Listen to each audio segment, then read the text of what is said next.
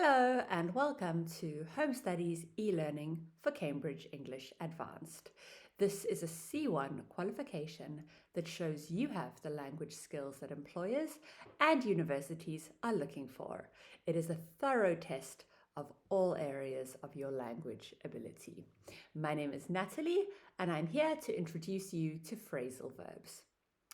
I say introduce, but I'm sure at your level you've studied them before, and I guess you use them pretty often. Perhaps you don't even realize it.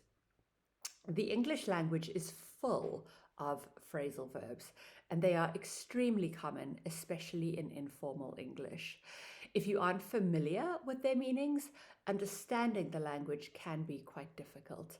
And what's more, learning to use them correctly will help you sound more natural and more casual in your conversations and communication in general. Now, I'll be honest with you. Mastering phrasal verbs is one of the biggest challenges you will face as an English language learner. The meanings of phrasal verbs are often not clear from the parts, and it can be impossible to guess their meaning just by looking at them. Like, take the verb to hang, for example. So there's the basic verb to hang, and then, for example, there's hang out and hang up. What's to say about the difference between the two? Well, to hang is just to put something up somewhere, like you hang a picture on the wall or you hang a coat on the rack. To hang out is to spend a lot of social time with someone, and to hang up is to end a phone call. So it's not terribly logical, and I get why many learners do find phrasal verbs frustrating. There's a lot to remember, and yeah, like I say, it's not particularly logical. But is learning phrasal verbs worth it? Well, that is the million-dollar question. And I can tell you the answer is absolutely yes. If you want to upgrade your English, not just for the exam, but also for real life, then this is one of the best ways to do it. Native English speakers use them all the time, and as a C1 candidate, you should try to too. Well, I guess you can tell we have a lot of work to do, so shall we get started? Great. Okay, I'll see you in the first video. In this video, we'll take a look at phrasal verbs part 1. We're going to practice identifying, defining, and using common phrasal verbs in English. The ability to use and understand phrasal verbs naturally is important for your exam and also for real life, especially if you want to communicate with and like a native speaker. Before you get started, it's a good idea to print out the PDF handout of this unit so you can easily make notes and underline key information during the tasks. Or if you don't have a printer, you can download it to a different device and use a highlighting tool for note-taking.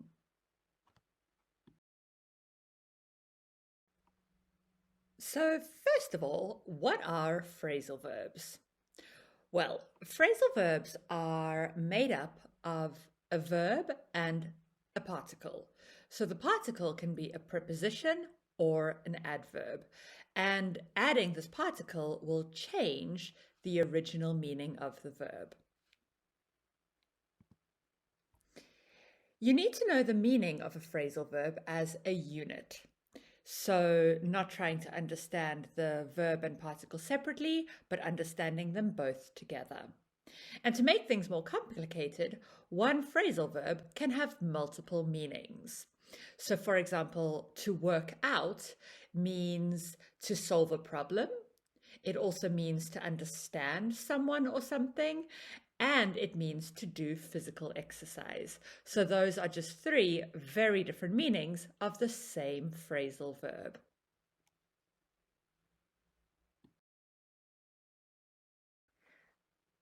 Learning phrasal verbs does take a lot of work.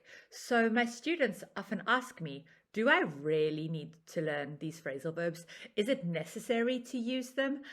And the answer is definitely yes. Learning phrasal verbs is really important for a number of reasons. So firstly, they can help you to improve your understanding of English. So we native speakers, we use phrasal verbs all the time. They're extremely common in conversations, and that makes understanding them essential for you if you want to master the language. What's more, using phrasal verbs will help you to sound more natural when you speak and write. I think quite a common problem for English learners is that they sound too formal in casual conversations. So if you want to speak English more comfortably and sound more natural, then phrasal verbs are a really good way of doing so. Phrasal verbs also help you to express yourself with a lot more ease, because sometimes, to be honest, a phrasal verb is the only way to express an idea. There isn't another equivalent in other words. And finally, using phrasal verbs definitely could help you to achieve a better mark in the advanced exam. Time for a warm-up task. So read the extract from a listening task about a problem at work. Highlight or underline 3 phrasal verbs in the text. Pause the video and press play when you're ready to review. Did you manage to find them? Well, the 3 phrasal verbs in the text are to sort something out, to go about something, and to put something to someone.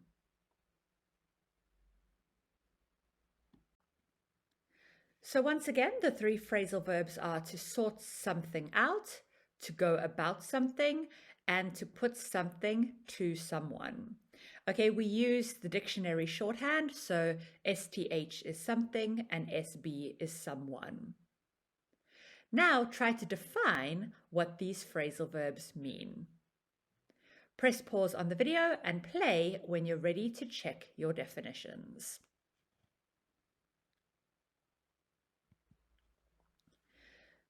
So, to sort something out is to deal with a difficult problem or situation. To go about something is to begin to do something or to begin to do it. And to put something to someone is to tell someone your explanation of something.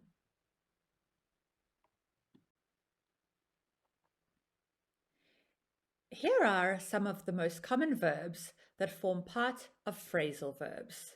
So take a moment to read the list, and then we're going to do some practice with the first one, which is the verb to break.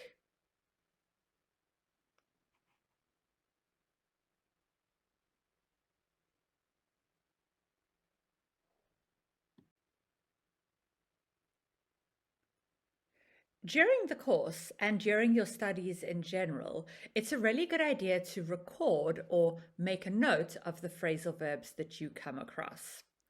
So when you record phrasal verbs, you should record the definition as well as an example. So for example, the phrasal verb to break down. So this phrasal verb has multiple meanings. One of those is to stop working, for example, a car or a machine. So you could say, for example, our car broke down on the motorway. So this puts the phrasal verb into a context. To break down is also to lose control of your emotions. So an example might be, I broke down the night that my dog died. Another phrasal verb is to break in, and that means to enter a place illegally to steal something. For example, burglars had broken in while we were on holiday. And finally, to break up means to end a romantic relationship. For example, my ex and I broke up before I moved to London. So as you can see, all of the phrasal verbs are recorded with a simple definition as well as a personalized example. The idea of personalizing the example is that it makes it easier for it to stick in your memory.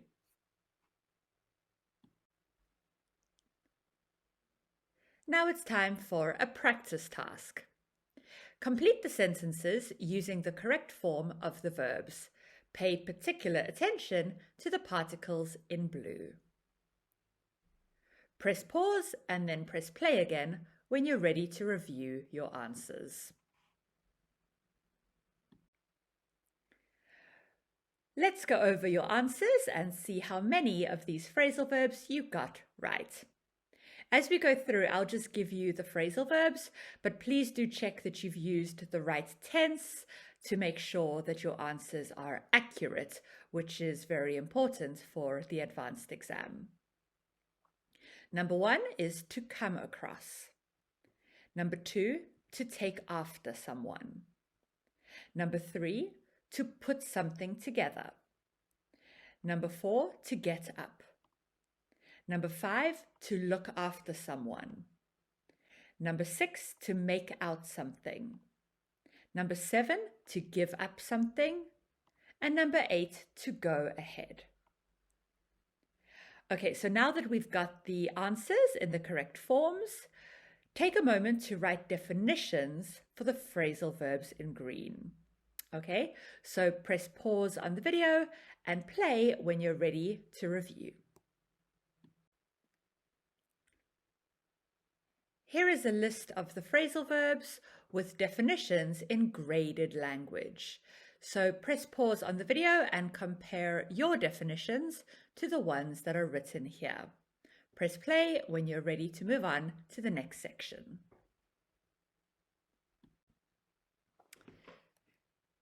Now let's turn our attention to the difference between transitive and intransitive verbs. Have you heard this terminology before, or is this something new?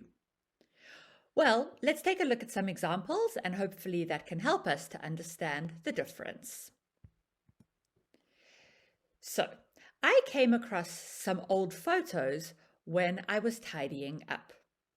So as you can see in this sentence, the phrasal verb is to come across, and we have an object, which are some old photos. So this is an example of a transitive verb because it's a verb that takes an object. You come across something. However, in the next sentence, I got up early as I had to study for my exam.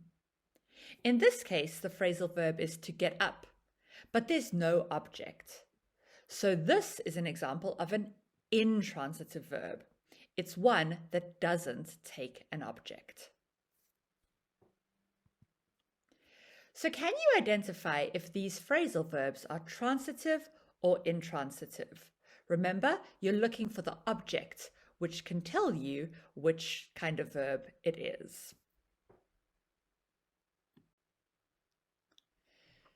So in the first example, to ask out is a transitive verb because we ask someone out. In the second example, to ask around is intransitive because there's no object connected to that verb. And in the third example, to ask after is also transitive because you ask after someone. So the someone is the object of the verb.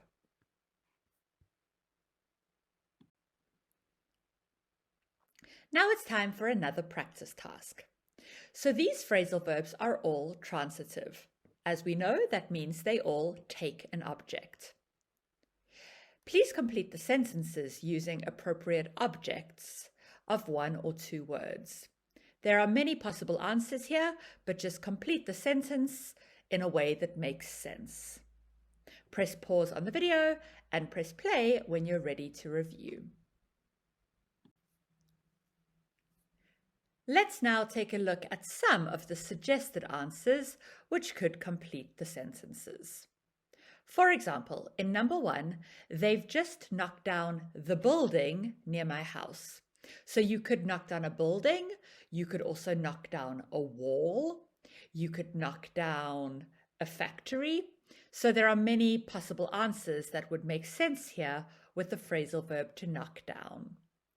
Okay, so press pause on the video, Check your answers and then press play again when you're ready to move on. If you are trying to improve your English or you are preparing for an English exam like advanced, then honestly, a good dictionary is your best friend. The first important step is to understand how to use a good learner's dictionary.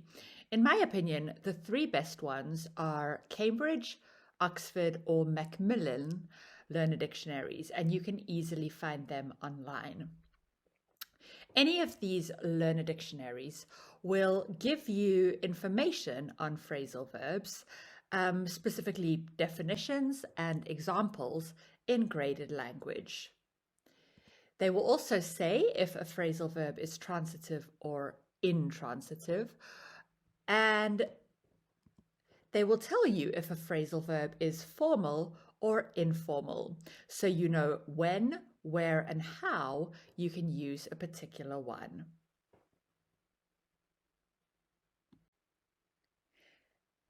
Let's take a brief look at a dictionary entry for the phrasal verb to end up. So as you can see from the notes, this phrasal verb is both intransitive or transitive, depending on the context or the sentence in which the verb appears. We can also see that it's used in both British and American English. So the dictionary definition will give you the pronunciation, it will give you the meanings, and it will also give you the form. So this means how we would use it in a sentence. For example, does it take an infinitive or an ing verb? In this case, we ended up doing something, so it's used with the ing verb. Here is a dictionary entry with an informal phrasal verb, to freak out. In English, phrasal verbs are much more often informal than formal. They can also be neutral, in which case you can use them in a wider range of situations.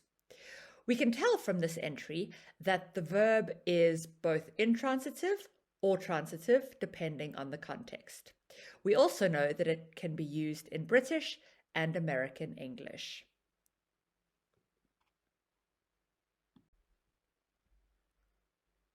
Right, so it's time for another task. So first of all, get a good learner's dictionary. As I said in another video, I recommend the Cambridge, Oxford, or Macmillan online learner dictionaries, as they're really well put together. So use one of those as well as your own ideas to find 3 phrasal verbs for each of these basic verbs. Press pause on the video and press play when you have your list of phrasals. There really are so many phrasal verbs with get, look, set, and take, so this is just a small selection of possible answers.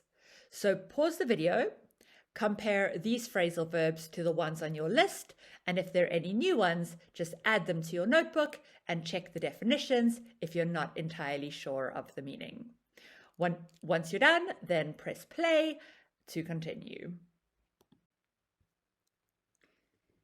In the speaking test of the advanced exam, you will get a better mark if you manage to use phrasal verbs in your answers. So for example, in the speaking interview, which is part 1, if the examiner asks you a question like, how do you hope to use English in the future? You could say something like, I hope to go traveling in English-speaking countries. Without a doubt, it will help me to get by. So to get by is the phrasal verb that's really going to impress the examiner. Now it's time to practice your speaking. So read the question and then say your answer aloud. If you can, record your speaking on one of your mobile devices and then listen back to your answer. See if you were able to use a phrasal verb and think about how you could upgrade your answer to make it more suitable for C1. So pause the video, Do the speaking task and press play when you're ready to continue. Let's talk a bit more about the topic of register. So, as we said in the collocations module, register is basically the kind of language that is suitable for a particular situation. And our choice of register depends on what we are talking about, who we are talking to, and how we are talking to them.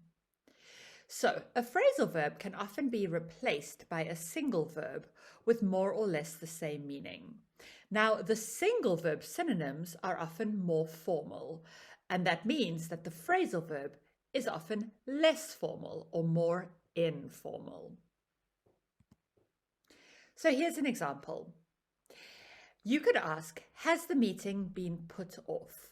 So to put something off is a phrasal verb. This is quite informal. Or you could say, has the meeting been postponed? This is a single verb, and to postpone is more formal. So both of these questions have the same meaning, they just have a different register.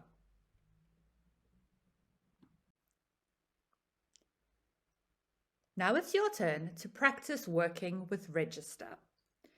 In this task, replace the phrasal verbs in these questions with the following formal verbs in the correct form. So the formal verbs are cancel, escape, arrive, decline, issue, and remove. Press pause and press play again when you're ready to review.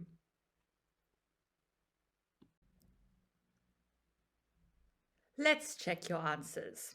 So in number 1, to arrive is the same as to turn up.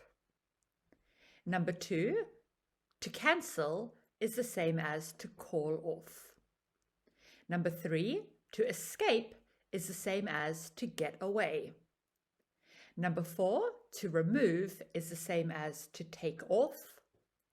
Number 5, to decline is the same as to go down. And finally, number 6, to put out is the same as to issue. So in all of these cases, the single verbs are the more formal ones. And that brings us to the end of part 1. Thank you for watching the video. I hope that you found it helpful. So before we go, I would just like to leave you with one final tip. And that is to listen out for phrasal verbs because they are literally everywhere. When you listen to dialogues in films or series, or when you listen to the lyrics of your favorite songs or social media live from new artists, all of these offer you a great opportunity to hear and learn new phrasal verbs. So listen out for them, make a note of them, and try to use them in your speaking and informal writing. All right, well, don't forget to do the practice handout after this video, and I will see you in video part 2. In this video, we'll take a look at phrasal verbs part 2. We're going to look at the role of particles in phrasal verbs. As you probably know, phrasal verbs are often random, and they can be difficult to guess, so really you just need to learn them. That said, there are some tips and tricks which can help you to do so.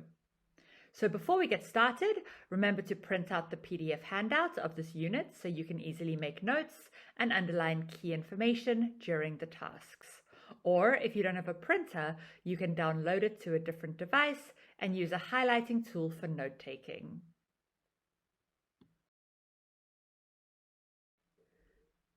So to start, what are particles? Well, a particle is either a preposition, for example, from, to, or with, or an adverb, for example, out, up, or about. You can make phrasal verbs by adding different particles to a basic verb. So the particle basically changes the meaning of the verb that they are attached to. Here is a list of some of the most common phrasal verbs with the basic verb get. So the particles are things like around, away, back, on, along, etc.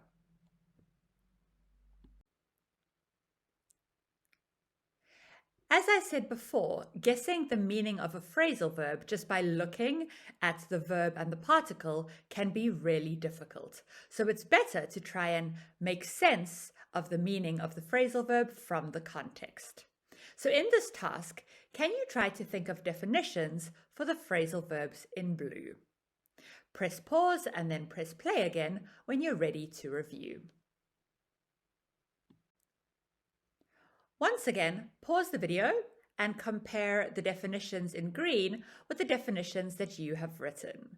It can be a really good idea to write the phrasal verbs in your notebook along with the definitions so that it's easier for you to remember them when you do your revision for the exam in the future.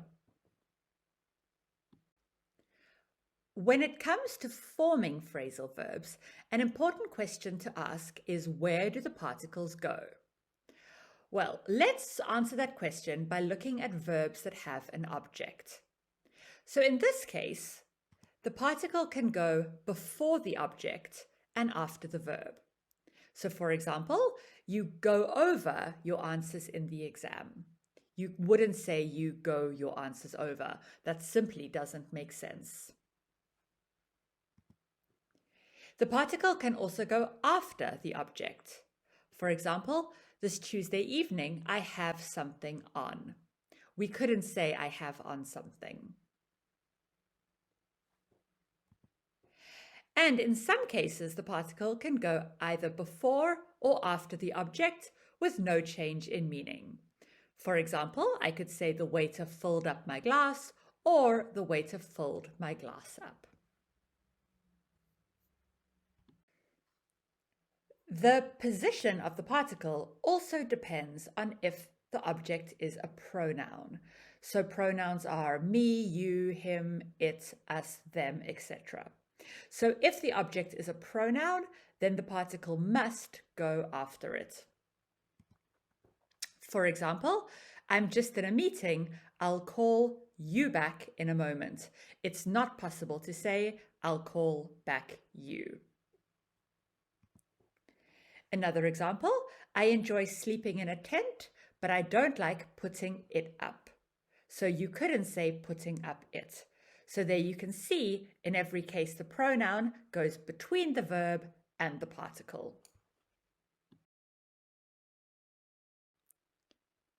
Some phrasal verbs have 3 parts. So that means there's the verb and 2 particles. In this case, the object must go last. So that's verb, particle, particle, object. Let's look at an example. Ella is a snob. She looks down on anyone who isn't well educated. So to look down on someone is a 3-part phrasal verb, and it means to think that you are better or more important than other people. So can you identify the 3-part verbs in these examples? Press pause on the video and press play when you're ready to check your answers.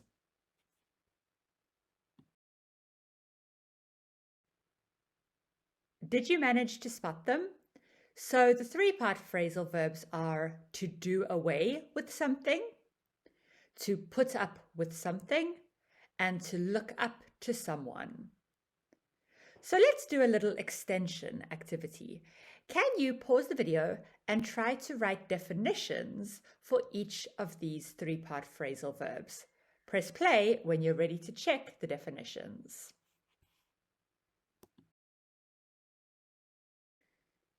To do away with something means to eliminate or get rid of it. To put up with someone or something means to tolerate it. And to look up to someone means to really respect or admire them.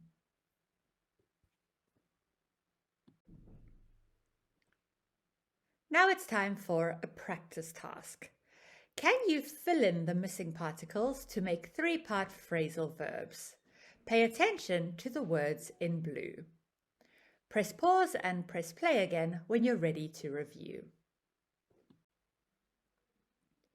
So the three-part phrasal verbs are, number 1, to look forward to something. Number 2, to go out with someone. Number 3, to get around to doing something. Number 4, to come down with something. Number 5, to call in on someone. Number 6, to run around after someone. And number 7, to pull out of something. So there you have the phrasal verbs. Now try to write definitions for each of them. So look at the context, press pause, and then press play again when you're ready to review. Same as before, pause the video and compare your definitions with the definitions that are written here in green. Then add the definitions along with the examples to your notebook for future revision. Let's now turn our attention to the difference between separable and inseparable phrasal verbs. Have you heard these terms before? Well, basically, every phrasal verb is either separable or inseparable, and it depends on the position of the object in the sentence. For example, the phrasal verb to draw up, which means to write or prepare a document, is separable. So you can say, we'll draw up a contract, or we'll draw a contract up. So you can see there the object can come after the particle or before it. On the other hand, the phrasal verb look for is inseparable. So they're looking for new clients. New clients as the object must go after the particle. So can you identify whether these phrasal verbs are separable or inseparable? So pause the video and press play when you're ready to check your answers. The phrasal verb to let down is separable. You can say let down the team or let the team down. Similarly, the phrasal verb to set up is also separable. You can say set up the meeting or set the meeting up. The phrasal verb to carry on, however, is inseparable. You can only say carry on the project.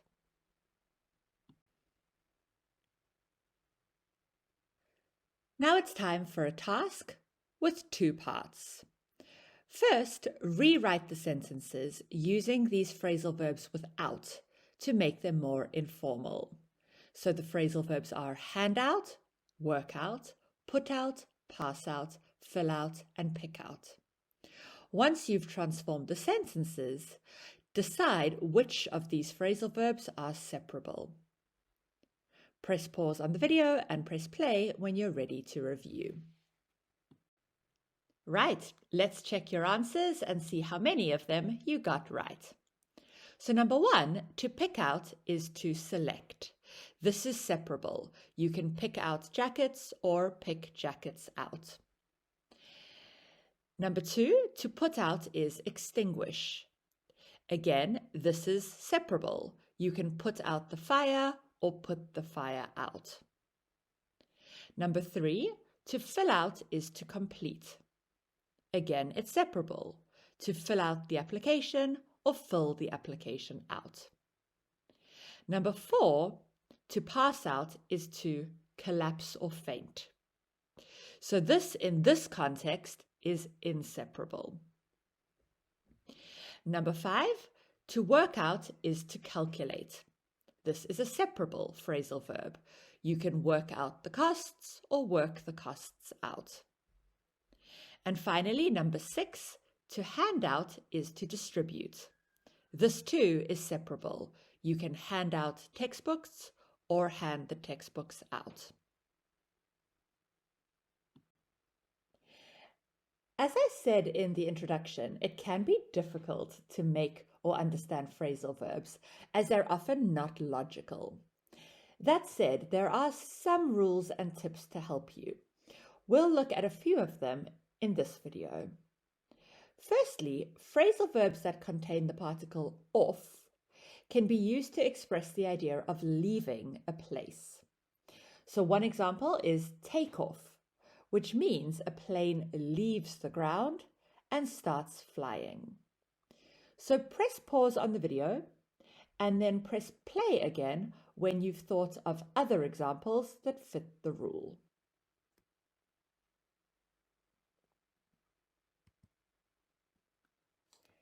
We have, for example, set off, send off, slip off, clear off, or lift off. So if any of these are new to you, check your Learner Dictionary to find the exact definitions. Secondly, phrasal verbs which contain the particle up can sometimes be used to express the idea of totally finishing something. So for example, to tidy up is to completely clean or tidy a space. So press pause on the video and try to think of other examples that fit the rule.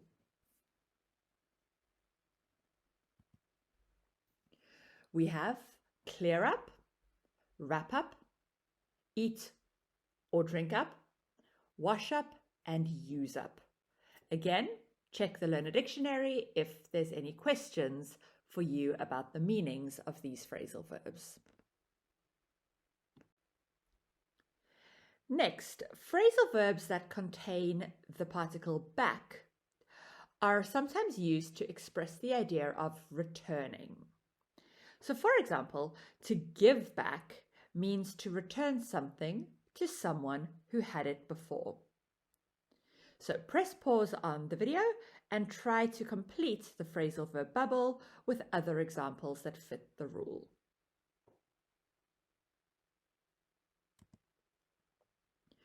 We have bounce back, call, phone or ring back, take back, text or email back, and send back. Check the dictionary if any of these are new to you. And finally, phrasal verbs that contain the particles about or around are sometimes used to express the idea of acting in a relaxed way. So these phrasal verbs are usually quite informal. For example, to wait about or wait around just means to do nothing because you're waiting for something else to happen. So press pause on the video and try to think of as many examples as you can for phrasal verbs that fit the rule. We have sit about, lie about, laze about, mess about, or hang about. And in all of these cases, you can use about or around for no change in meaning.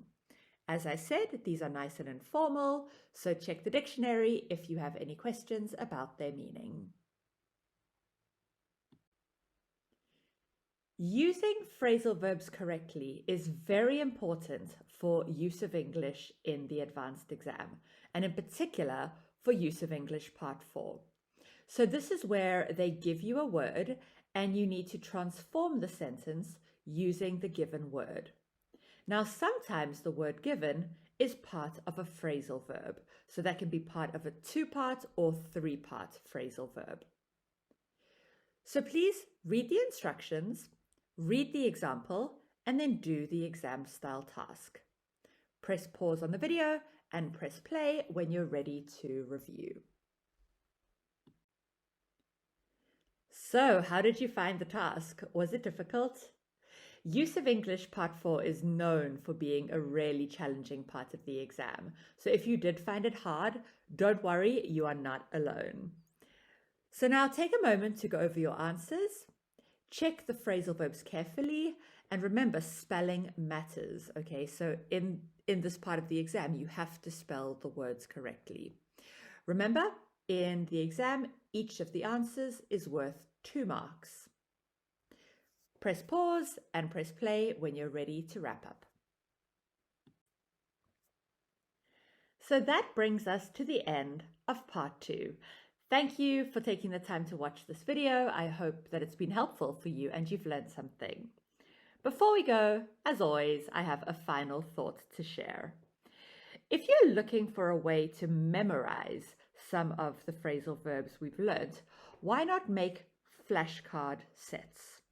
So you could have, for example, the phrasal verb on one side and then the example or the definition on the other. There are lots of online tools which can help you to make them. Or if you're like me and you prefer paper, you can also make your own. Basically, just create the sets in whatever way suits you, whatever helps you to commit them to memory.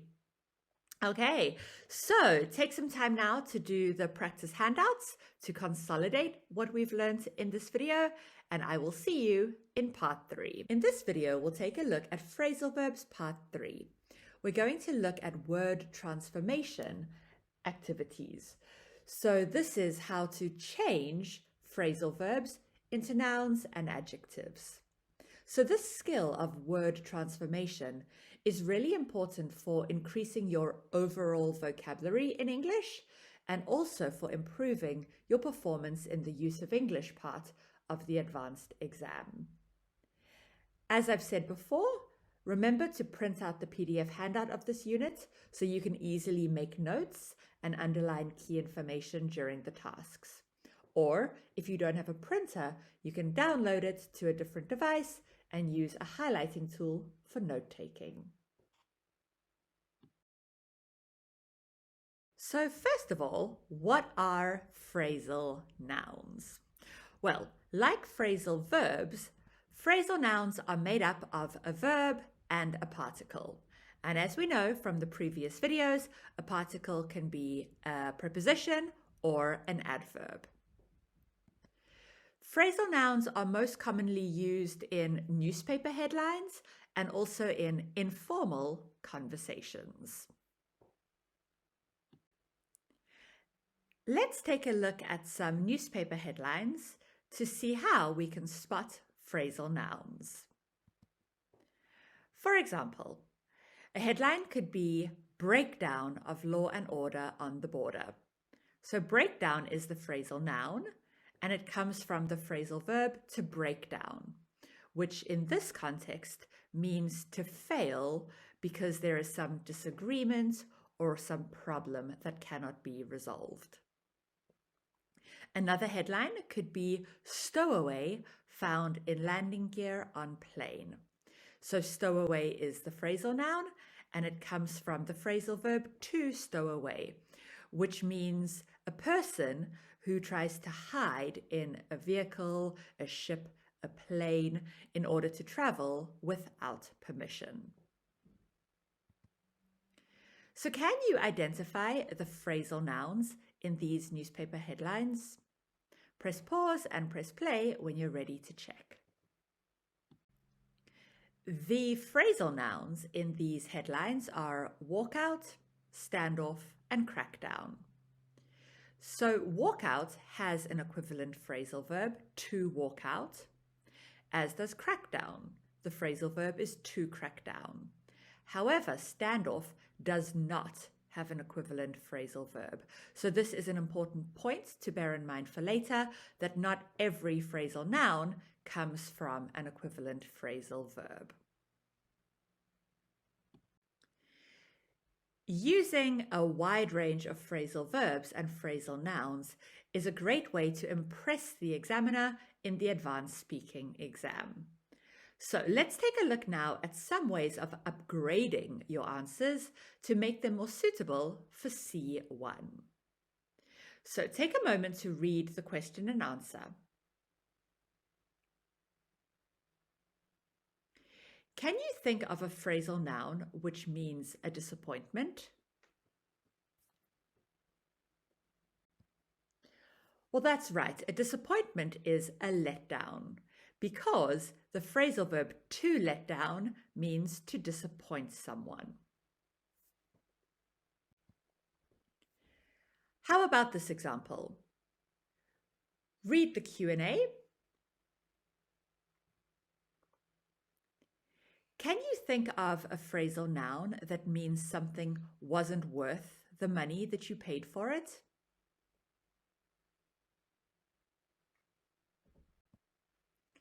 That's right, it's a rip-off, or for emphasis, a total rip-off. So to rip someone off is to cheat them by making them pay too much for something. Let's do one more example. Read the Q&A.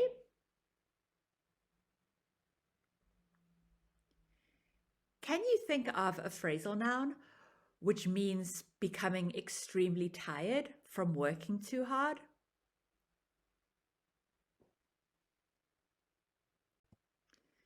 That's burnout. And it means exactly the same as the phrasal verb.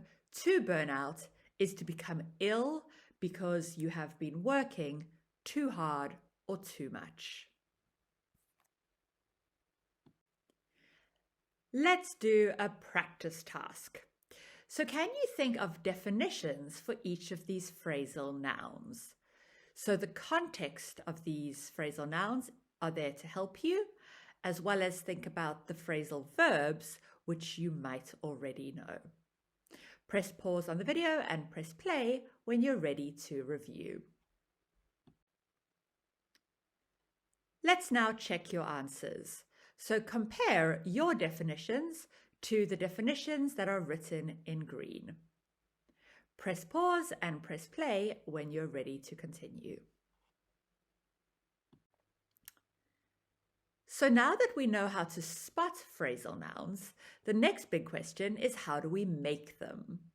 Well, as I mentioned on a previous slide, some phrasal nouns have a related or equivalent phrasal verb with a similar meaning, but some don't. So, for example, breakdown is a phrasal noun, and it comes from the phrasal verb to break down. So, for example, a car, a vehicle, a machine could break down, it stops working, or it has a breakdown. However, overkill as a phrasal noun does not have an equivalent phrasal verb. You cannot say to kill over someone. It just doesn't make sense. Overkill as the phrasal noun, it basically means that you have much more than you need or want of something. For example, if you go to a ceremony and there's 4 hours of speeches, that is overkill. Let's now take a brief look at the rules of how to make phrasal nouns. So there are 2 basic rules to follow. If the particle comes first, then the phrasal noun is not written with a hyphen. For example, input or outset. As you can see, these are one word and there is no hyphen after the particle. If the particle comes second, then there is sometimes a hyphen between the 2 parts. So, for example, break in, build up, kick off. As you can see there is a hyphen before the particle. So this rule with a hyphen is particularly true if the particle is in, up, or off. And as with everything in English, for every rule, there is going to be exception, but these are just basic guidelines for you to follow. Time for another practice task, and this task has 2 parts. So look at the phrasal nouns in blue. Firstly, try to guess their meaning from the context, and 2, decide if they have corresponding phrasal verbs or not. So press pause on the video and press play when you're ready to check your answers. All right, how did you get on with the task? So take a moment to compare your definitions to the definitions in green. Please note that if there is a related phrasal verb, that it's in brackets after the definition. So all of these have equivalent phrasal verbs with similar meaning, except on set. There is no phrasal verb to set on.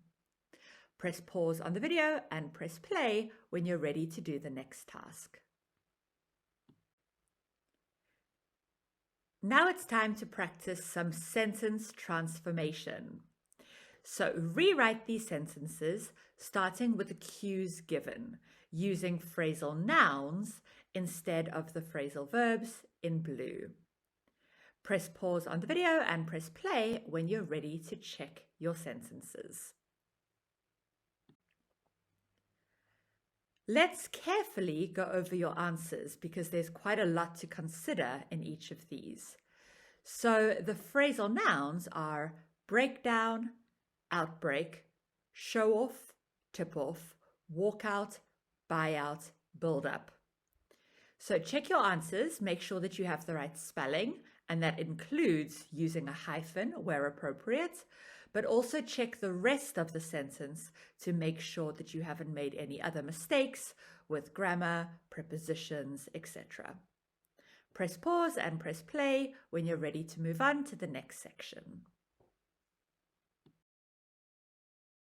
Now that we have a pretty good understanding of phrasal nouns, let's talk a little bit about phrasal adjectives. So, like phrasal nouns, phrasal adjectives are made up of a verb and a particle. The difference is that for phrasal adjectives, the verb is often in the past or the present participle forms. And phrasal adjectives are most commonly used in advertisements, announcements, and again, in informal conversations.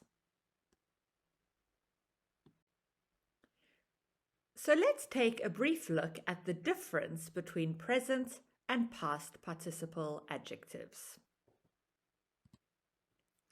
So, for example, Gail had outstanding success in the Olympic Games.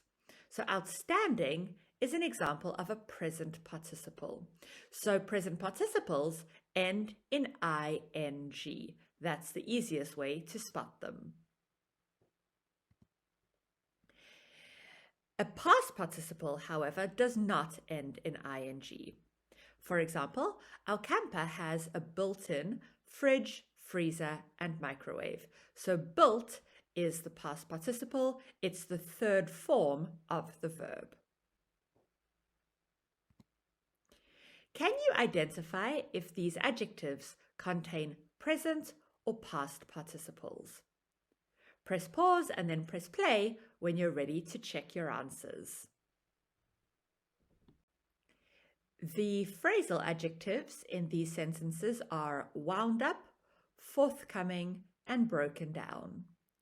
So wound up is a past participle adjective. It comes from the verb to wind. Forthcoming is a present participle adjective, and broken down is another past participle adjective. It's the third form of the verb to break.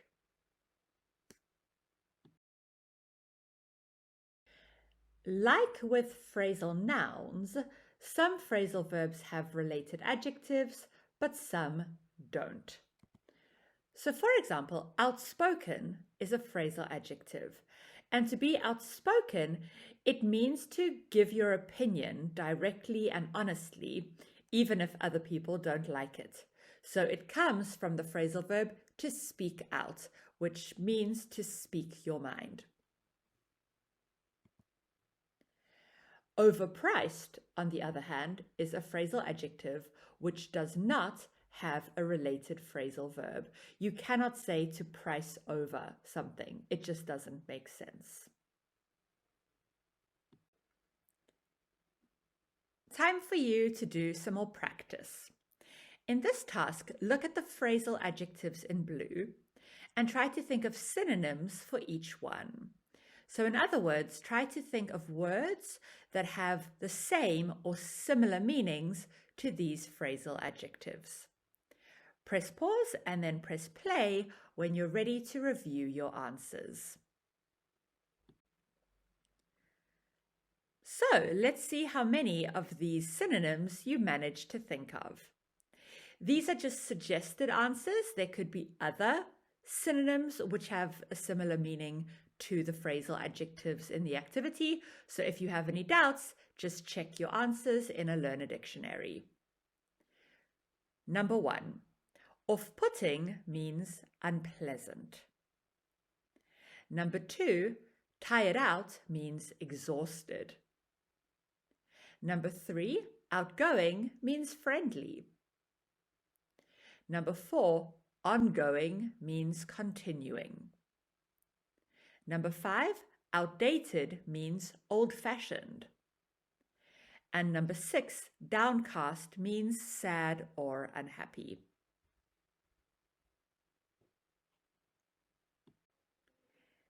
It's time now to do a little bit of speaking practice. So, read the question and then say your answer out loud. If you can, record yourself speaking on one of your mobile devices and then play your answers back. Listen to how you answered. Did you use any phrasal verbs, phrasal nouns, or phrasal adjectives in your answers? If not, think about ways how you could upgrade your speaking to be more suitable for C1. So, press pause on the video and press play when you're ready to continue.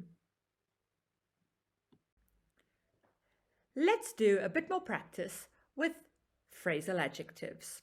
In this task, look at the sentences and complete the hyphenated adjectives with one of the following particles. So we have out, down, up, or in. Press pause on the video and press play when you're ready to check your answers. Let's go over the hyphenated phrasal adjectives. As you can see, all of these go before the noun. Number 1, worn out.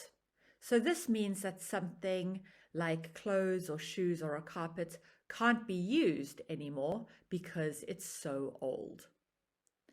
Number 2, run down. So this is like a place, a building or an area which is in very bad condition. Number 3 is built up. So this is an area which has a lot of buildings in it. Number 4, burnt out. So this can be a car, a vehicle, or a building which has been badly damaged by fire. And number 5, live in. So this is a person who lives in the home where they work.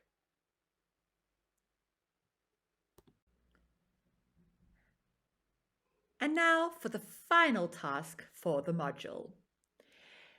Take a look at the sentences and complete the phrasal adjectives with one of the following particles. So out, on, up, or in. All of these are present participles. So press pause on the video and press play when you're ready to check. Let's take a look and see how many of these phrasal adjectives in present participle form you managed to get right. And like in the previous activity, all of the adjectives go before the noun. Number 1, oncoming. So that means moving towards you. Number 2, upcoming. That means happening soon. Number 3, outgoing. That means leaving. Number 4, outlying. That means being far away from main towns or cities, or far away from the center of a place. Number 5, incoming. That means arriving. And that brings us to the end of the 3 modules on phrasal verbs. Thank you so much for taking the time to watch these videos. I hope they've been helpful. I hope you've learnt a lot. And most importantly, I hope you feel a bit more confident in using phrasal verbs in your speaking and writing. Before I leave you, I would just like to give you one final thought. And that is, to try and learn phrasal sets. So when you come across a phrasal verb, it's a good idea to check a learner dictionary and see if they have a matching noun or adjective. And if they do, then you can learn the three together. So instead of just learning one new word, you learn three. And obviously that makes a lot of sense in terms of developing your language skills.